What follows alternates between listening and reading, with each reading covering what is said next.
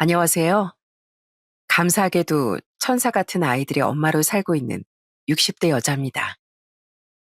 가끔 아이들을 보고 있으면 어떻게 이렇게 귀엽고 예쁜 아이들이 내 자식으로 태어났을까 하는 순간들이 있잖아요. 물론 부모 마음을 몰라주고 속을 썩일 때도 있지만 그럼에도 불구하고 마냥 예쁘고 귀한 존재가 또 자식인 것 같습니다. 저에겐 이런 보물 같은 아이들이 무려 넷이나 있답니다. 특히 저희 애들은 남들보다 조금 더 특별한 사연을 가지고 있어요. 오늘 여러분께 저의 보물, 저의 천사들을 소개할게요. 우선 저와 함께 이 천사들을 키우고 있는 저희 남편은 참 정이 많은 사람입니다. 제 남편 얘기라 조금 쑥스럽지만 저는 남편이 법이 없이도 살 양반이라고 생각해요. 그만큼 따뜻하고 정직하게 한평생을 살아왔네요.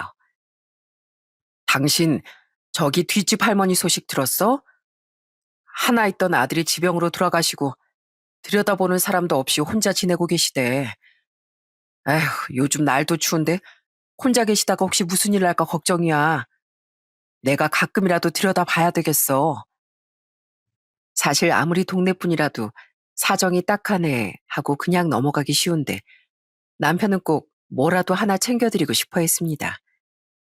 비록 저희 집 형편이 아주 부유하거나 여유가 넘치는 집은 아니었지만 그래도 인정 많은 남편과 살면서 작게나마 남을 도우며 살았네요. 저희 아들들도 그런 남편을 잘 따르고 존경했습니다. 아이들 어렸을 때 어버이날마다 써오는 카드엔 꼭 이렇게 쓰여 있더라고요. 아빠랑 주말에 나가서 동네 청소하는 게 좋아요. 다들 저보고 착하다고 칭찬해줬어요. 그래도 가끔은 주말에 축구하러도 가요. 착한 아빠가 멋져요. 사랑해요. 그래도 저희 부부가 아이들을 나쁘지 않게 키웠는지 애들이 학교에 들어가서도 공부도 열심히 하고 종종 모범상도 받아오더라고요. 애들이 엄마인 제가 쫓아다니지 않아도 학원도 잘 가고 자기들끼리 독서실도 가고 하길래 저도 애들이 좀 큰 다음에 부업 삼아 작은 식당을 하나 열었습니다. 동네 어귀의 작은 삼겹살 집이었는데 테이블은 몇 테이블 없어도 손님들께 따뜻한 밥 한 끼 대접하고 싶은 마음에 정성을 다했답니다. 저녁이면 퇴근한 남편이 가게로 들러 설거지도 도와주고 아들들이 서빙을 도와주기도 했고요. 특히 고기 좋아하는 우리 첫째 녀석은 알바비 대신 고기만 실컷 구워줘도 좋다고 웃곤 했죠. 고기는 집에 가서도 실컷 구워줄 테니까 엄마 걱정 말고 너희들 할 일에. 엄마 너희들이 엄마 걱정해주는 것만으로도 충분하니까. 아니야 엄마. 나는 고기 실컷 먹고 싶어서 일하는 거야. 그러니까 일당 준다고 생각하고 편하게 부리세요 사장님. 대신 고기는 배 터지게 먹고 갈 겁니다. 속 깊은 저희 아들은 제가 미안해하는 걸 알고 오히려 그렇게 너스를 떨곤 했습니다. 이렇게 온 식구들이 저를 도와주고 응원해주니 식당 일이 아무리 힘들어도 즐겁기만 하더라고요. 물론 도무지 이해가 안 되는 손님들도 계셨지만요. 여기요 사장님, 이거 고기 정량 나온 거 맞아요? 제가 저울로 재보니까 100g이나 모자라는데요. 저 기분 나빠서 음식값 계산 못하겠어요. 다른 음식들도 사기쳤을 줄 누가 알아요? 어느 날은 저울까지 들고 와서 제가 음식량으로 사기를 쳤다는 손님도 계셨습니다. 맹세코 저는 더 드리면 더 드렸지 절대로 적게 드린 적은 없었어요. 손님, 그럴 리가 없어요. 저도 하나하나 무게를 다 재서 서빙하는데 그 저울 한번 제가 봐도 될까요? 뭐, 지금 절 사기꾼으로 보시는 거예요? 음식으로 사기치는 거로도 모자라 손님까지 의심하네 이 식당. 저 그냥 갈 테니까 다신 그렇게 장사하지 마세요. 손님은 제가 저울을 보여달라고 하자 갑자기 당황하며 도망치려 하더군요. 저는 뭔가 수상한 느낌이 들어서 가려던 그 손님을 붙잡고 기어코 저울을 빼앗았죠. 그리고 제가 정확히 1인분을 담아뒀던 고기를 올리자 딱 손님이 말한 대로 100g이 덜 나가더라고요. 아마 이런 식으로 순진한 가게 사장님들을 등쳐먹고 다니는 상습범이었겠죠. 손님, 이거 똑똑히 보세요. 저희 집 저울하고 비교했을 때 딱 100g 부족하잖아요. 못 믿겠으면 경찰서 가서 다시 재자고요. 요즘 가뜩이나 경기도 안 좋은데 이런 식으로 가게 영업 방해하고 사람 속이려고 드시면 안 되죠. 제가 단호하게 말하자 그 손님은 횡설수설하다가 결국 10,000원짜리 몇 장을 던지고 황급히 가게를 빠져나갔어요. 제가 아무리 남을 도우며 산다고 해도 할 말은 꼭 하는 성격이었거든요. 이것뿐만 아니라 술을 먹고 행패를 부리거나 말도 안 되는 트집을 잡는 손님들도 종종 있었지만 그 중에서도 제가 영원히 잊지 못할 아주 특이하고 특별한 손님들도 있었습니다. 저는 20년도 더 지난 그날 밤을 아직도 똑똑히 기억해요. 그날도 전 남편과 가게 청소를 하며 퇴근할 준비를 하고 있었습니다. 그때가 밤 10시에 가까운 시간이라 거리 인적도 한산해졌을 무렵이었어요. 한창 가게 뒷정리를 하고 있는데 가게 문이 빼꼼 열리더니 어린아이들 둘이 쭈뼛거리며 가게 안으로 들어왔습니다. 어머, 너희 고기 먹으러 온 거니? 근데 이를 어쩌지? 가게 영업이 다 끝났는데 고기는 안 될 것 같고 국수라도 먹고 갈래? 저는 그 아이들 모습이 꾀죄죄하고 짠해 보여서 왠지 그냥 보낼 수가 없더라고요. 그런데 아이들은 정말 뜻밖의 대답을 했습니다. 저, 저희가 지금 가진 돈이 없는데 혹시 남은 음식을 조금 얻어갈 수 있을까요? 먹다 남기신 것도 괜찮아요. 동생이 너무 배고파해서요. 놀랍게도 두 아이 중 오빠로 보이는 남자아이가 배가 너무 고프다며 남은 음식을 달라고 하는 겁니다. 아무리 그래도 그때가 쌍팔년도도 아니고 배가 고파서 음식을 구걸하러 다니는 아이들은 아주 어렸을 때 말곤 처음이었죠. 아휴, 세상에나. 너희 부모님은 어디 계시니? 일단 여기로 앉아. 그래도 남은 잔반을 줄 수는 없지. 아줌마가 얼른 뭐라도 내올 테니까 조금만 기다려보렴. 저는 아이들을 테이블에 앉히고 급하게 주방으로 들어가 찌개에 불을 올렸습니다. 냉장고에 조금 남아있던 고기도 굽고 밥도 새로 퍼서 급하게 한 상을 차렸어요. 그 사이 남편은 아이들에게 이것저것 묻기 시작했죠. 왜 이 시간까지 집에 들어가지 않고 거리를 헤매니? 너희 둘은 남매 사이야? 늦은 밤까지 밥 한 끼도 못 먹은 거야? 저, 그게, 얘는 제 여동생이고요. 사실 어제부터 아무것도 못 먹었어요. 오늘 하루 종일 여기 근처 식당들에 들어가서 부탁드렸는데 다 화만 내셨어요. 우리 오빠를 때리려고 했던 아저씨도 있었어요. 그때 너무 무서워서 막 도망쳤어요. 우리 나쁜 애들 아닌데. 그때 남매 중 큰아이가 초등학교 고학년쯤 돼 보였는데 잘 못 먹고 다녔는지 또래보다 몸집이 훨씬 작았습니다. 여자아이도 마찬가지였고요. 저희 아들들은 그 나이 때 이미 제 등치를 따라잡은 터라 그 아이들이 유난히 앙상해 보였어요. 저는 서둘러서 밥을 차려 그 어린 남매들에게 먹였어요. 우리도 가게를 마감하려던 참이라 별게 없지만 어서 먹으렴. 이 시간까지 아무것도 못 먹었다니 아휴 얼마나 배가 고팠을까. 부족하면 더 줄 테니까 천천히 꼭꼭 씹어 먹어. 아이들은 한참을 제 눈치를 보더니 조금 망설이다 이내 허겁지겁 음식을 집어먹기 시작했습니다. 저와 남편은 그 모습이 너무 짠하기도 하고 놀랍기도 해서 한참을 아이들 밥 먹는 것만 지켜보고 있었어요. 아휴, 물도 좀 마셔가면서 먹어. 그러다 너희 체할라. 국물도 좀 마시고. 아줌마가 걱정돼서 그러는데 혹시 부모님은 어디 계시는지 물어도 될까? 저는 아이들에게 조심스레 부모님에 관해 물었습니다. 그러자 아이들은 정신없이 먹던 수저를 딱 내려놓았어요. 저는 당황해서 다시 아이들을 달래고 다음부터 부모에 관해 묻지 않았죠. 그렇게 그 어린 남매와 저희 부부의 특별한 인연이 시작됐습니다. 그때부터 남매는 종종 늦은 밤에 쭈뼛거리며 가게로 찾아왔어요. 가게에 손님이 많은 날이면 안에 들어오지도 못하고 한참을 가게 밖에 앉아 있더라고요. 가끔 비가 오는 날이면 비까지 맞으며 가게 밖에 있기도 했습니다. 저도 정신없이 일하다 남매가 서 있는 걸 보면 깜짝 놀라서 부랴부랴 우산을 들고 뛰쳐나오곤 했죠. 너희들 왔으면 들어오지 않고 왜 그러고 있어? 춥지 않아?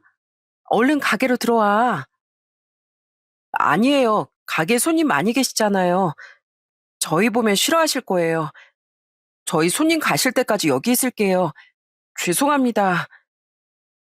저는 잔뜩 주눅이 든 남매를 보고 눈물이 핑 돌더라고요. 아직 철없이 뛰어놀아야 할 나이에 끼니를 해결하러 식당을 전전하고 그것도 모자라 눈치까지 보며 서 있는 그 모습이 어찌나 가슴이 아프던지요. 저는 곧장 들어가 아이들이 먹을 만한 반찬과 음식을 포장해서 아이들 손에 쥐어주었습니다. 이거 집에 가져가서 먹어. 너희들 잘 먹던 반찬으로 담았어. 앞으로도 배고프면 이렇게 밖에서 기다리지 말고 언제든지 아줌마한테 말해도 돼. 알겠지? 감사합니다. 제가 이 다음에 어른이 되면 꼭 갚을게요. 정말 감사해요. 수연아, 너도 감사하다고 인사드려야지. 감사합니다. 잘 먹을게요. 아줌마가 해준 음식 다 엄청 맛있어요. 남자아인 제 동생까지 인사시키더니 제가 손에 들려준 반찬 가방을 들고 다시 빗속으로 사라졌습니다. 그 뒤로도 남매가 올 때마다 제 아이들 먹이듯이 정성껏 식사를 챙겼지만 그쯤 되자 도저히 그 남매를 두고 볼 수만은 없더라고요. 남편도 저와 같은 생각이었고요. 우리가 아무리 밥을 챙겨준다고 해도 한참 성장기에 그 정도 밥으론 턱없이 부족할 거야. 애들이 말은 안 하지만 대체 부모라는 사람들이 뭐 하는 작자들이길래 애들이 거리를 떠돌게 하는지도 궁금하고 애들이 입고 다니는 것도 그렇고 얼굴에 때가 잔뜩 묻은 것도 신경 쓰인다니까. 학교는 잘 다니는 건지 저러다 나쁜 인간들 만나서 해코지라도 당하는 건 아닌지 걱정돼서 잠이 안 와. 어린 남매 걱정에 한참 머리를 싸매고 있던 저희 부부는 동네 수소문에서 대체 남매에게 무슨 사연이 있는 건지 알아보기로 했습니다. 제 식당에 오기 전에 다른 식당들도 돌아다녔다고 하니 뭔가 남매에 대해 아는 사람이 있을 것 같았거든요. 전 일단 동네 통장님께 아이들에 대해 물었습니다. 혹시 둘이 손을 꼭 붙잡고 다니는 남매애들 아세요? 밤늦게도 거리를 돌아다니던데 그 애들이 종종 저희 가게에 오거든요. 혹시 그 애들 부모님은 뭐 하는 사람들인지 궁금해서요. 제가 남매에 관해 묻자 통장님은 잠시 기억을 더듬어 보시더니 뭔가 기억나셨다는 듯 크게 한숨을 내쉬더라고요. 아, 그 먹을 거 얻으러 다니는 애들 말이죠? 말도 마요. 어찌나 불쌍한 애들인지. 그 애들 엄마라는 사람은 애들이 어렸을 때 진작 집을 나갔고 아빠라는 작자는 완전 술주정뱅이에다 틈만 나면 쌈박질해서 동네 시끄럽게 하는 몹쓸 인간이라오. 지금은 어디 지방으로 일을 다닌다는데 애들만 집에 내팽개치고 신경도 안 쓰는 모양이네요. 사실상 방치된 애들인 거죠. 저희 부부는 통장님의 말씀을 듣고 동시에 할 말을 잃었어요. 기껏해야 초등학생인 아이들을 두고 부모라는 사람들이 그렇게 무책임할 수가 있나요? 저는 우리 아들들이 잠시만 연락이 안 돼도 별의별 생각이 다 들고 일이 손에 안 잡힐 정도인데 말이죠. 통장님 말고도 여러 사람에게 남매 이야기를 듣고 나니 그 애들이 얼마나 고생스럽게 사는지 이제 알 것 같더라고요. 남매가 왜 늘 조심스럽게 가게 입구를 서성이고 왜 항상 죄송합니다부터 말했는지요. 그건 무책임한 부모로부터 지속적으로 받아온 학대 흔적이었습니다. 남편은 남매의 사연에 특히나 더 분노했어요. 그 부모란 사람들이 인간도 아니야. 어떻게 저 어린애들 두고 나몰라라 할 수가 있어? 최소한 밥이라도 챙겨줘야 할 거 아니야? 애들이 낳기만 했다고 끝이냐고. 아주 내 눈에 띄기만 해봐. 내가 가만 안 둘 테니까. 똑같이 당해봐야 정신을 차리지. 남편이 이성을 잃고 벌컥 소리를 지르더라고요. 평소에 착하고 조용한 사람이 그렇게까지 화를 낸 건 저도 처음 봤어요. 그 이후에 남매를 볼 때마다 내색은 안 했지만 애들 얼굴을 볼 때마다 속에서 천불이 나는 것 같았습니다. 남매는 저희 속을 아는지 모르는지 그쯤 저희가 식사를 잘 챙겨주었더니 얼굴에 약간 살이 붙어서 동글동글 귀엽기만 하더라고요. 저희 앞에서 제법 잘 웃기도 하고요. 아줌마, 이거 보세요. 이거 제가 아줌마 아저씨 얼굴 그렸어요. 아줌마 옷은 예쁜 드레스예요. 어때요? 공주님 같죠? 야, 수연이 너 그런 거 하지 마. 그거 되게 예의 없는 거야. 빨리 죄송하다고 사과드려. 특히 남매 중 동생인 수연인 저희 부부에게 그림도 그려주고 종종 장난도 잘 치는 개구쟁이 소녀였어요. 오빠인 정훈인 매번 그런 동생을 말렸지만 저흰 오히려 나이에 비해 너무 의젓한 정훈이가 짠해 보였답니다. 괜찮아 정훈아. 아줌마 아저씨는 수연이가 그림 선물해줘서 너무 기쁜데? 어디 한번 보자. 우와, 우리 수연이가 아줌마가 맨날 입는 앞치마를 예쁜 드레스로 그려줬구나. 이거 가게에 붙여놔야겠는데? 저는 가끔 수연이가 그려주는 그림을 가게 벽에 붙여두었어요. 수연이는 자기 그림이 전시된 걸 너무나 좋아했어요. 가끔 손님 중에 제게 언제 딸이 있었냐고 묻는 단골 손님들도 종종 있었죠. 저는 그때마다 웃으며 대답했어요. 그러게요. 시커먼 아들 둘만 키우다가 갑자기 하늘에서 예쁜 공주님을 보내줬네요. 예의 바른 아들도 한 명 더요. 그렇게 남매의 밥을 챙겨주고 그새 정이 붙어서 제 아들들 챙기듯이 안부도 묻고 학교는 잘 다니는지 숙제는 했는지 하나하나 살피게 되었어요. 그러던 어느 날 정훈이가 불쑥 주방으로 들어왔더라고요. 원래라면 제 허락 없인 잘 돌아다니지도 않는 아이라 저는 무슨 일인가 싶었죠. 그런데 정훈이는 정말 가슴 아픈 말을 하더라고요. 저 아줌마 오늘부터 제가 설거지를 해도 될까요? 매번 저희 밥도 챙겨주시고 숙제까지 봐주시는데 제가 밥값이라도 해야 할 것 같아서요. 아니면 저 가게 청소라도 할까요? 저는 정훈이의 말을 듣고 가슴이 너무 아파 눈물이 날 것 같았습니다. 그래서 저도 모르게 약간 언성을 높였어요. 뭐라고? 정훈아, 그게 무슨 말이야? 아줌마가 혹시 너 불편하게 한 적 있어? 너 이제 겨우 12살이야. 마음껏 투정 부리고 응석 부려도 괜찮은 나이라고. 다신 그런 말 하지 마. 정훈이가 그런 소리 하면 아줌마가 얼마나 마음 아픈지 아니? 정훈이는 제가 살짝 언성을 높인 것에 놀랐는지 금세 시무룩해져서 제게 연신 죄송하다며 사과하더라고요. 그 모습에 저는 또 마음이 아파 아이를 힘껏 안아주었죠. 아줌마가 미안해. 많이 놀랐지? 아줌마가 정훈이가 너무 어른스러운 게 슬퍼서 그랬어. 미안해. 정말 미안하다. 정훈이는 그제야 훌쩍훌쩍 울기 시작하더라고요. 딱 12살 아이처럼요. 저는 이상하게도 아이의 우는 소리를 들으니까 마음이 놓이는 거 있죠? 그래서 저도 아이 몰래 울고 말았네요. 그날 저녁 남매 손에 고기 반찬을 해서 들려보내고 난 뒤 저는 남편과 앉아서 한참을 고민했습니다. 애들이 학교에서 급식을 먹는다고 해도 점심 한 끼뿐이잖아.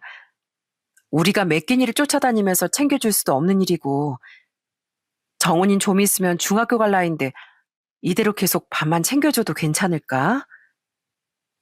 내 말이 애들 한겨울에 슬리퍼 신고 다니는 거 보면 억장이 무너진다니까.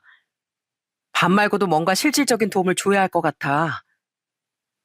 그 뒤로 저희 부부는 밥 말고도 아이들 옷도 사서 입히고 혹시 학교에 준비물도 못 사서 갈까봐 저희 아들들 물건인 척하면서 학용품도 챙겨주곤 했습니다. 저희가 그냥 주면 정훈이가 받으려고 하지 않았거든요.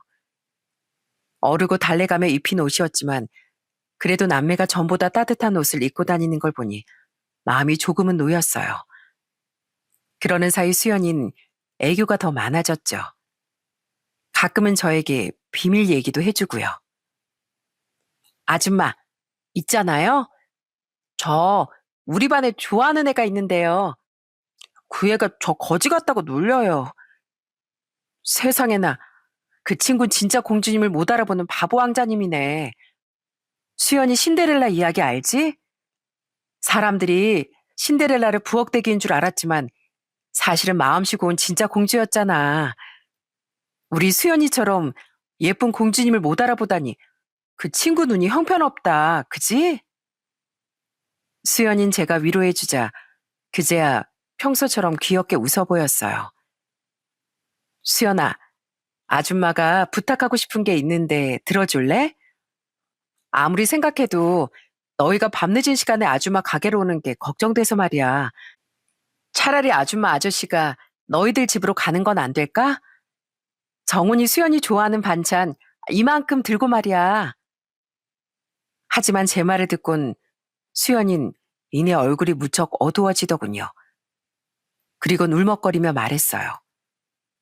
그건 안 돼요. 저희 집에 무서운 어른들밖에 없어요. 우리 엄마 맨날 욕만 하고 우릴 아프게 했어요. 아빠도 너무너무 무서워서 동네 사람들도 우리 아빠 막 나쁜 사람이라고 욕했어요. 우리 아빠가 아줌마 아저씨한테도 나쁘게 할지 몰라요. 아휴, 수연아. 누가 너희를 그렇게 아프게 한 거야. 아줌마가 미안해. 아줌마가 대신 사과할게. 이렇게 어린 너희한테 도대체 왜 그랬다니. 가끔 이렇게 남매 이야기를 들을 때마다 가슴이 미어지게 아파왔습니다. 그렇게 남매 걱정에 골머리를 싸매던 어느 날이었어요. 그날도 남편과 식당 마감 청소를 하고 있는데 갑자기 누군가 우다다 식당으로 뛰어들어왔어요. 저는 깜짝 놀라서 누군가 봤더니 아니 글쎄 수연이가 울면서 뛰어들어온 게 아니겠어요? 아줌마 도와주세요. 아빠가 오랜만에 집에 왔는데 우리 고아원에 보내버린대요. 오빠가 아빠한테 안 된다고 대드니까 아빠가 너무 무섭게 오빠를 혼냈어요. 저희 좀 도와주세요. 저희 부부는 도와달라며 우는 수연이를 보고 완전히 꼭지가 도는 기분이었습니다. 그래서 가게 일도 다 팽개치고 당장 수연이 뒤를 따라 남매의 집으로 향했죠. 그 집으로 가는 도중 남편이 씩씩거리며 그러더라고요. 그 아빠라는 인간 얼굴을 드디어 보겠네. 가서 얼굴 한번 보고 도저히 갱생 불가인 작자라면 우리가 애들 데려오자고. 어떻게 이 꼴을 보고 애들 그냥 그 집에 두겠어? 저도 그 순간 당연히 그래야 한다는 생각이 들었어요. 남매를 그 집에 그냥 둘 수도 그렇다고 고아원에 보낼 수도 없으니까요. 그렇게 수연이 뒤를 따라 도착한 집은 난방은커녕 창문조차 제대로 닫히지 않는 바람이 숭숭 드나드는 낡은 집이었어요. 그 아빠라는 인간이 아직도 정훈이를 혼내고 있는지 대문 밖으로도 성인 남자의 고함이 들리고 있었고요. 저희는 당장 집으로 뛰어들어가 정훈이를 그 인간과 떨어뜨려 놓았습니다. 당신들 누구야? 누군데 남의 집에 함부로 들어와? 야, 네가 나가서 불러왔어? 이게 아빠 말을 안 듣고. 그 인간은 저희 앞에서도 아이들에게 서슴지 않고 위협을 가하더군요. 전 일단 남매를 제 등 뒤로 숨기고 그 아빠라는 인간에게 소리쳤죠. 내가 당신이 어떤 인간인지 이미 다 듣고 왔어. 이미 동네에 소문이 파다하더니만 애들이 방이 많은 거로도 모자라 이제 고아원까지 보내겠다고? 당신이 그러고도 아빠야? 참나? 댁들은 누군데 남의 집 일에 참견이야? 애들이 이 집에 계속 빌빌거리고 있으니까 집이 안 팔리잖아, 집이. 이거 팔아서 몇 푼이라도 챙겨야 나도 먹고 살 거 아니야. 댁들은 신경 끄고 애들 이리 내놔. 이 아이들 우리가 맡아서 키울 테니까 당신이야말로 신경 끄고 원래대로 형편없이 살아. 애들 앞길까지 망치지 말고. 당신 같은 친부모보다 차라리 남이라도 우리가 키우는 게 나아. 제가 이렇게 소리치자 그 인간은 갑자기 코웃음을 치며 비아냥거리기 시작하더군요. 어디서 어줍지 않은 동정으로 애들 데려가겠다고 하는 것 같은데 아주 자선사가 납셨네. 딱 보니까 그렇게 부자 같지도 않은데 당신들 섣부른 동정심으로 애들 데려갔다가 나중에 나한테 책임지라고 할 작정이지? 우리가 당신 같은 인간인 줄 알아? 이 집이야 팔아서 술을 사 먹든 깽값에 쓰던 알아서 하고 이 애들만큼은 우리가 데려가게 둬. 못 믿겠으면 각서라도 쓸 테니까. 진심이야? 그럼 나야 좋지. 애 엄마도 도망갔는데 나 혼자 혹을 두 개나 달고 살 뻔했잖아. 그럼 지금 당장 각서 써. 나한테 양육에 대한 어떤 책임도 묻지 않는다고. 나중에 애들이 귀찮아지더라도 나한테 다시 떠넘기지 않는다고 각서 써. 저는 애들 아빠라는 인간이 아이들이 제 뒤에서 다 듣고 있는데 어떻게 저런 말을 내뱉는지 도저히 이해할 수 없었어요. 남편은 옆에 굴러다니는 종이를 주워다 곧바로 각서를 쓰기 시작했어요. 당신도 하나 명심해도 이 아이들이 커서 훌륭한 어른이 되어도 절대 빌붙거나 당신을 책임지라고 매달리지 않겠다고. 아, 예, 그러세요. 애들이 퍽이나 훌륭한 어른이 되겠네. 콩 심은 데 콩 나고 팥 심은 데 팥 난다고. 내 자식으로 태어났으면 내 팔자를 담는 거지. 별게 있겠어? 그 각서가 법적 효력이 어떻게 되는진 저희도 모르겠습니다. 하지만 애들 아빠에게서 남매를 데려올 어떤 명분이 돼줄 것은 분명했어요. 그렇게 저희 남편과 남매들 아빠는 각서의 서명을 주고받았고 저흰 그 길로 남매의 손을 잡고 그 지옥 같은 집을 빠져나왔습니다. 그 순간에도 남매 아빠는 손까지 흔들며 비아냥거렸어요. 가서 잘 살아라. 살다 보면 알겠지. 그래도 피가 물보다 진하다는 걸. 남 밑에서 눈치밥 먹고 사는 게 얼마나 힘든 건지 너희도 느껴보면 알 거다. 그렇게 남매는 저희 집으로 오게 되었습니다. 그때 제 아들들 나이가 15살, 13살이었고 남매 나이가 12살, 10살이었어요. 저희 아들들은 평소에 남매 이야기를 많이 듣긴 했지만 저희가 집으로 데려오니 약간은 놀란 모양이었어요. 저희가 앉혀놓고 아무리 잘 설명해도 영 어색해하며 당황한 기색이더라고요. 하지만 저희 착한 첫째 아이가 먼저 용기를 내 남매에게 말을 걸었습니다. 안녕? 우리 처음 만나지? 나는 김윤상이고 중학교 2학년이야. 옆에는 내 동생이고 김지상. 사실 난 너희 이름 알아. 넌 정훈이고 넌 수연이 맞지? 남매는 역시 긴장했는지 대답도 못하고 고개만 끄덕거렸어요. 윤상인 그런 남매를 보고 귀엽다는 듯이 웃었어요. 많이 어색할 텐데 그래도 같이 살다 보면 친해지지 않을까? 사실 지상이에 너무 까불어서 나도 착한 동생들이 있었으면 했는데 뭐 다행이기도 하고. 뭐? 형, 진짜 그렇게 생각했어? 우씨. 야, 너희들 이 집에 살더라도 내 게임기는 건들지 마라. 내 허락받고 만져. 알겠지? 하지만 남매에게 먼저 마음의 문을 연 첫째와 달리 둘째 녀석은 뭐가 심술이 났는지 한동안 계속 툴툴거리고 짓궂은 장난까지 치더라고요. 특히 둘째 지상인 수연이와 자주 다투곤 했어요. 야, 너 나이가 몇 살인데 양갈래 머리를 했냐? 완전 웃겨. 그거 완전 애기들이 하는 머리잖아. 아니야. 이거 아줌마가 아침에 예쁘게 묶어준 머리란 말이야. 이거 공주님 머리야. 공주님? 네가 공주라고? 얘 진짜 웃기는 애네. 너같이 못난이 공주님이 어딨냐? 제가 아무리 여동생한텐 그렇게 장난치면 안 된다고 해도 지상이 날마다 수연이를 괴롭히고 울리곤 했습니다. 물론 그게 도에 지나치는 심한 장난은 아니었지만 혹시나 수연이가 상처를 받을까 봐 걱정이었어요. 정훈이도 수연이 걱정에 혹시나 지상을 미워할까 봐 염려도 됐고요. 하지만 그럴 때마다 우리 첫째 녀석이 알아서 둘째를 혼내기도 하고 수연이의 마음도 달래주더라고요. 야, 내가 수연이 괴롭히지 말라고 했지? 너 당장 와서 사과해. 미안해, 수연아. 내가 말했었지? 저 녀석이 엄청 장난꾸러기라니까. 이 큰오빠가 혼내줄게. 첫째 녀석은 수연이뿐 아니라 정훈이도 참 살갑게 잘 챙겼습니다. 수연이는 막내 여동생이라 가족들한테 예쁨을 독차지하고 있었는데 정훈이는 조금 겉돌 수도 있었거든요. 윤상이도 그걸 걱정했는지 먼저 데리고 나가서 같이 축구도 하고 가끔 저희 몰래 PC방도 데려가는 것 같았어요. 애들 공부도 가르치고요. 덕분에 남매는 어렵지 않게 저희 집에 적응할 수 있었답니다. 저도 큰형처럼 공부 열심히 해서 1등 해보고 싶어요. 전엔 혼자 공부하려니까 너무 힘들었는데 윤상이 형이 잘 알려줘서 이제 공부도 재밌고 학교 가는 게 기다려져요. 윤상이가 매일 애들을 데리고 공부도 가르치고 숙제도 도와주다 보니 정훈이도 금세 공부에 흥미를 느끼는 것 같았어요. 그때도 우리 둘째 맨날 공차로 운동장에 나갔지만요. 그래도 하나 달라진 게 있다면 가끔 수연이도 데리고 나가서 놀아주는 것 같더라고요.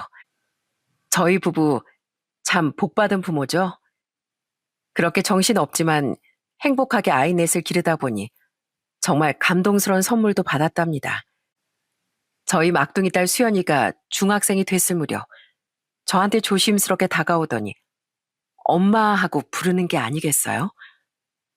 그때까진 호칭으로 부담을 주고 싶지 않아 편한 대로 부르게 두었는데 이젠 정말 저희를 엄마 아빠로 받아들인 모양이었어요.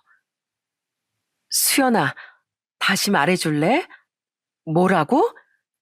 지금 뭐라고 부른 거니? 엄마, 엄마, 이제 엄마라고 불러도 되죠? 사실 전부터 엄마 아빠라고 부르고 싶었어요. 저는 너무 기뻐서 수연이를 안고 덩실덩실 춤까지 췄답니다. 남편도 막내딸에게 아빠 소리를 듣고 너무나 기뻐했고요. 정훈이에게 엄마 아빠 소리를 듣기까진 시간이 조금 더 걸렸지만 그래도 틀림없는 저희의 사랑스러운 셋째 아들이었습니다. 그 이후로도 여전히 아이들 웃고 장난치는 소리에 시끌시끌하고 소란스러웠지만 정말 더 바랄 것이 없게 행복했어요. 엄마, 아빠, 지상이 오빠가 또 내 머리 잡아당겼어요. 진짜 이번에 못 참아? 메롱, 못 참으면 어쩔 건데? 일러라, 일러라, 일른 뭐야. 그러게 누가 그렇게 처녀 귀신처럼 머리를 기르래? 아휴, 정신 사나워라. 너희들 그만 안 해? 전생에 무슨 왼수였나? 하여튼 눈만 마주치면 싸워. 엄마, 쟤네 좋아서 저러는 거예요. 저래놓고 둘이 놀 땐 우리 끼워주지도 않아요. 그치, 정훈아? 맞아요. 저 가끔 서운하다니까요. 예전엔 내 뒤만 졸졸 따라다녔으면서. 이쯤 되면 저희 집이 얼마나 소란스러웠을지 예상이 가시죠? 그래도 내 아이들 모두 사고 한번 안 치고 공부 열심히 해서 대학까지 무사히 졸업했습니다. 각자 개성이 강한 애들이어서 아이들이 선택한 진로도 참 제각각이었어요. 어릴 때부터 공부 잘하고 성실하던 첫째 윤상인 국내 굴지의 기업에 입사해 직장인이 되었답니다. 맨날 놀기 좋아하던 둘째 지상인 고2쯤에 정신을 차리더니 그래도 괜찮은 대학을 졸업하고 좋은 회사에 들어갔어요. 정훈이도 첫째를 그렇게 따르더니 공부를 열심히 해서 자격증까지 한 번 했다고 건축 설계사가 되었고요. 그리고 우리 말갈량의 공주님 수연인 공무원 시험에 합격해서 구청에서 일하고 있네요. 어느새 멋진 사회인이 된 아이들을 보고 있으면 주름진 저희 부부의 얼굴도 큰 훈장 같았습니다. 애들 다 키워놓고 보니까 어느새 우리 나이가 항원에 가까워졌구만. 언제 이렇게 시간이 흘렀나 모르겠어. 속절없이 가는 세월이 야속하면서도 또 애들 크는 거 보면 그 시절 참 잘 살아냈다는 생각이 드네. 당신이 고생 많았어. 식당 일까지 하면서 애들 키우느라. 당신이야말로 고생 많았지.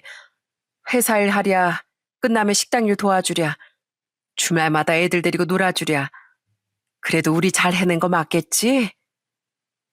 그럼. 그래도 아직 갈 길이 멀어. 애들 시집장가까지 다 보내야 그제야 우리들이 남은 여생을 보내겠구만. 하지만 영원히 행복할 줄 알았던 저희 가정을 송두리째 흔든 큰 불행이 찾아오고 말았습니다. 전 그때를 떠올리면 사연을 적는 지금도 손이 떨리고 눈물이 차올라요. 그때가 저희 첫째 윤상이가 30을 막 넘겼을 무렵이었어요. 엄마, 저 출근해요. 이따 저녁에 식당으로 바로 가면 되죠? 수연이 그 녀석 일 잘한다고 나라에서 표창도 받고 진짜 대견하죠. 이따 같이 축하 파티예요. 케이크는 제가 사갈게요. 윤상인 돈 아낀다고 자전거로 출퇴근을 하곤 했는데 그날은 저희 막내가 처음으로 표창장을 받은 날이라 가족들끼리 모여 축하 파티를 하기로 한 날이었습니다. 가끔은 자전거 출퇴근길이 걱정되기도 했는데 그래도 집에서 회사가 그리 멀지 않아 큰 걱정은 하지 않고 있었거든요. 하지만 엄마인 제가 너무 둔했던 탓이었을까요? 왜 우리 윤상이에게 그런 일이 생겼어야 했는지 지금도 후회만 된답니다. 그날 아침 애들을 다 출근시키고 저도 가게로 나갈 준비를 하고 있는데 갑자기 모르는 번호로 전화가 왔더라고요. 저 김윤상 씨 집 맞나요? 여기 병원인데요. 방금 김윤상 씨 자전거와 트럭이 추돌 사고가 나서 전 지금도 그때 제가 무슨 말을 들었는지 기억나지 않습니다. 너무 큰 충격이라 아마 제 머릿속에서 그 기억을 지운 건가 싶어요. 제가 정신을 차렸을 때 저는 신발도 신지 못하고 병원에 와 있었고 제 앞엔 우리 아들이 우리 첫째가 이미 싸늘해진 모습으로 제 앞에 누워 있었어요. 저는 그제야 비명을 질렀죠. 안 돼. 윤상아, 안 돼. 네가 왜 거기 그러고 있어? 안 돼. 저는 차마 말을 잇지 못하고 그저 안 된다고 소리쳤습니다. 옆에서 남편 역시 땅을 치며 오열했고 윤상이가 그렇게 좋아하고 챙기던 동생들도 큰 충격에 빠져 몸조차 가누지 못했죠. 저희 아들은 자전거로 출근길에 나섰다가 신호를 위반한 트럭과 충돌했다고 했습니다. 아무런 보호도 되지 않은 자전거로 그 큰 트럭과 맞닥뜨렸을 때 저희 애가 얼마나 무서웠을까요? 얼마나 아팠을까요? 제 몸이 10번이라도 대신 그 자리에 있었으면 했습니다. 전 그렇게 30년을 애지중지 키운 첫째 아들을 허무하게 떠나보내고 말았어요. 엄마가 널 낳았을 때 아무것도 몰라서 돌잔치 때 돌잡이도 못했어. 그래서 그랬을까?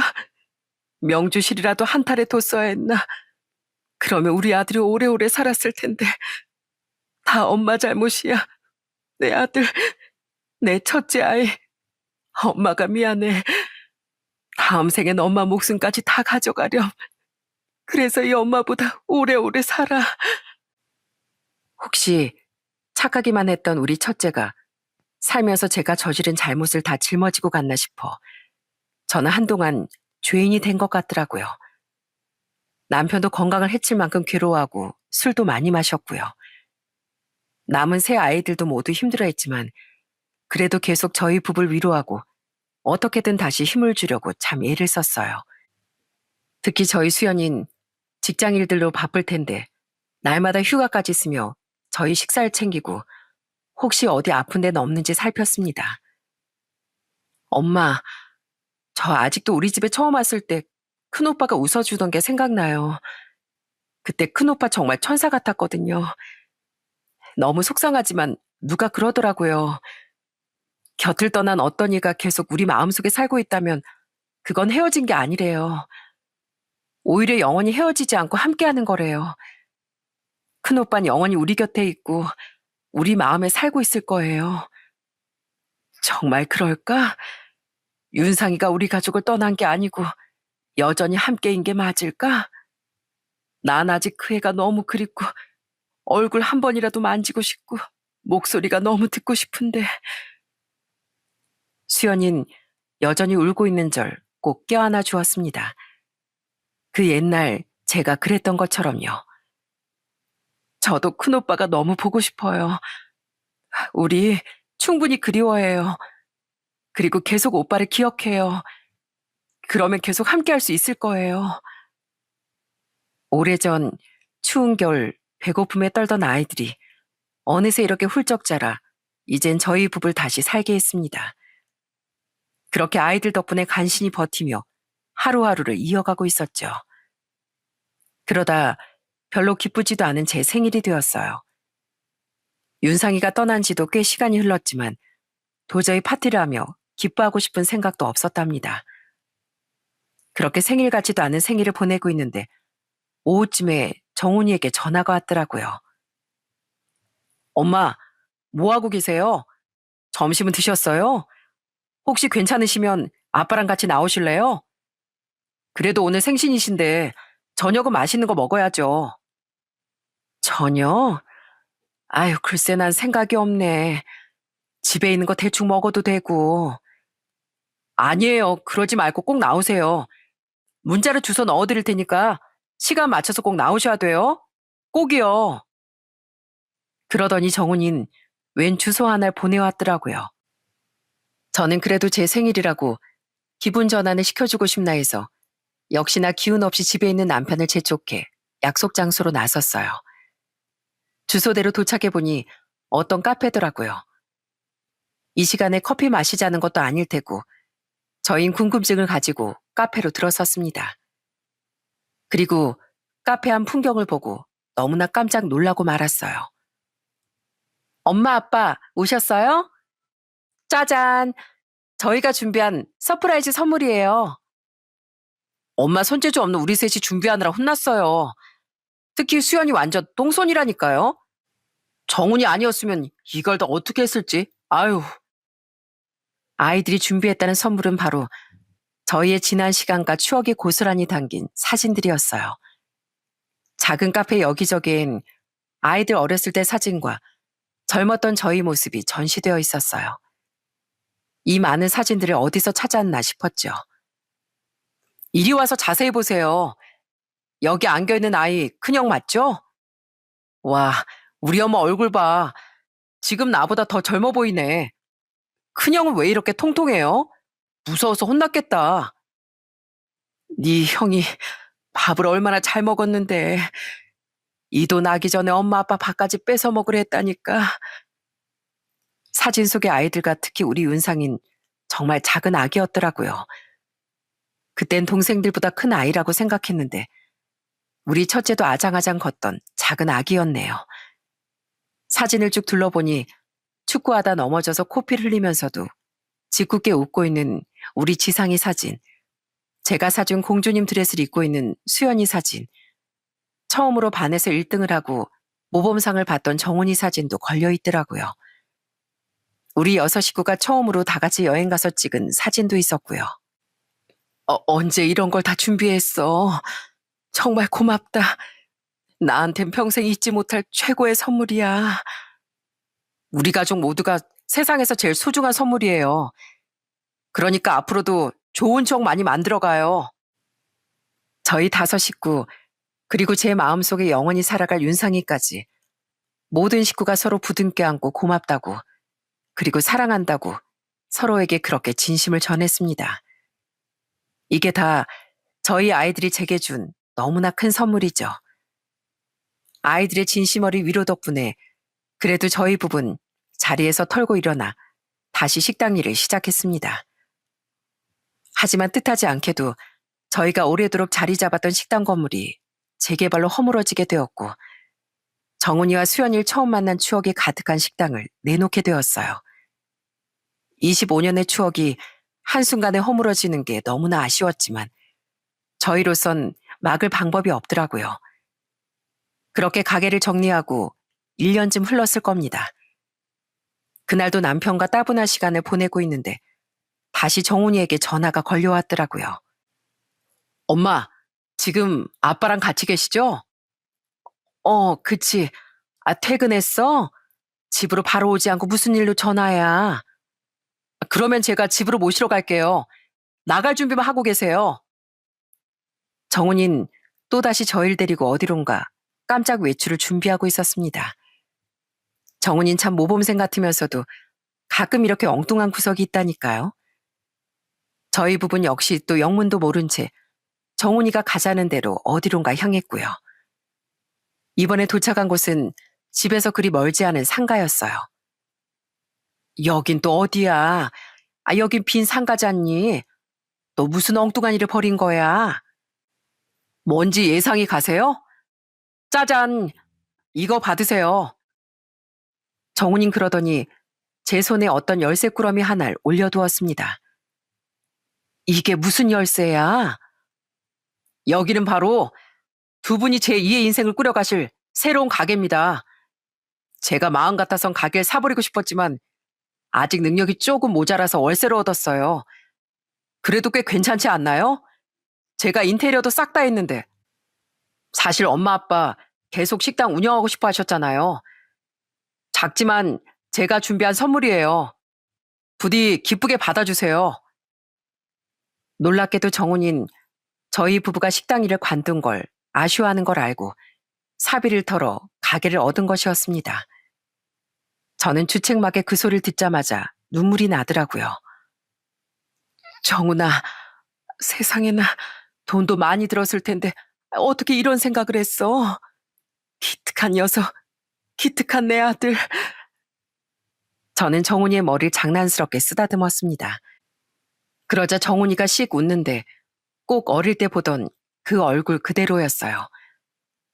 어느새 저희보다 훌쩍 자란 정훈이는 따뜻하게 저희를 안아주었어요. 엄마, 아빠, 제 부모님이 되어주셔서 정말 감사해요. 그 옛날에 어린 수연이 손을 잡고 정말 막막했었거든요.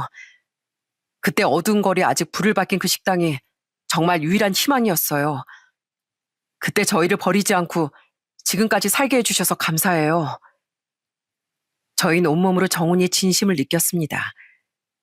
초등학생의 나이로 동생까지 책임져야 했던 그 무거운 중압감이 얼마나 무서웠을까요? 그럼에도 삶을 포기하지 않고 저희 품에 안겨준 이 아이가 너무나 감사하고 소중했어요. 고맙다. 정말 고맙다, 내 아들.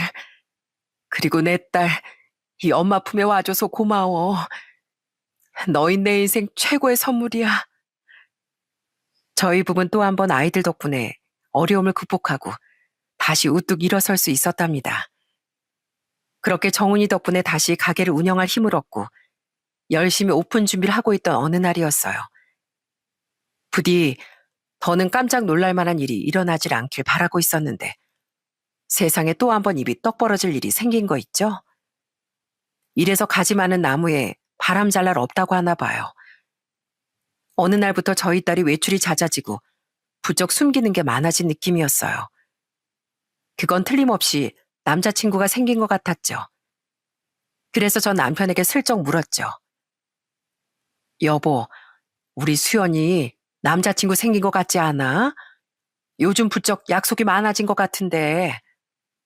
음, 아이 수연이 나이가 몇인데 그럴 나이도 됐지. 괜히 캐묻지 말고 그냥 냅둬.